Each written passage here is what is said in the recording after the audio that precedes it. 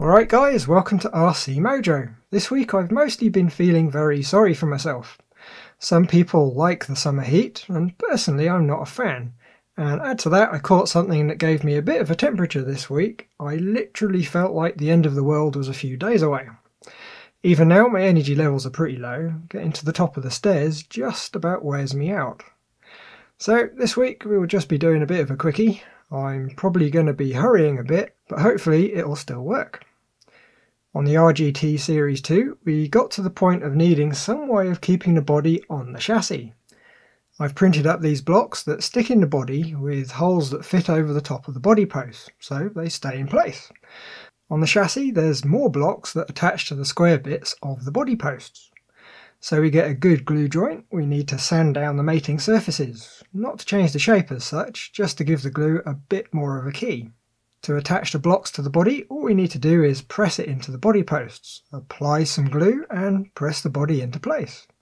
Because it's all been 3D printed, all the fits and clearances are already set, so even blind I can be fairly sure the two surfaces are actually in contact. After an hour or two, we can carefully remove the body, now with the perfectly positioned body mount. The rear is the same of course, pop it on, add some glue, sit the body down until dry.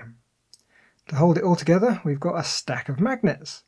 These are 20 by 10 by 5mm ones, and that should drop straight into the printed slots in the mounts. To stick them in, we're just going to use some more medium cyno, dropping a few drops in the slot and pressing the magnet in. They're such a good fit that most of the glue I put down flowed straight up and out the sides. That does mean we've got quite a bit of excess that needs to be very carefully wiped up though, making sure we don't stick ourselves to the body. Another hour or two later and the glue has dried, at least on the outside, so we can stick some tape over the magnets just in case the glue joint cracks and there's some residual leakage. Home straight now. We need to remove the front body posts. They're held in with M2 screws on each side. The posts slide out and get fitted to the square holes in the mounts. On each end of the mount there's a hole that lines up with the top hole in the body posts. So we'll need to install a pair of M2 by 20s. They won't be holding anything up, just keeping the mount in position. Now we can reinstall the mount with the posts using the two stock screws. Do the same at the back and we're done. The only difference is the rear mount is sandwiched between the flange on the posts and the base, so it doesn't need any extra screws. I think probably the best thing about this setup is we could, if we really wanted to, still use the lightweight stock Jeep body. Just pop it on, add 4 body clips and you're away.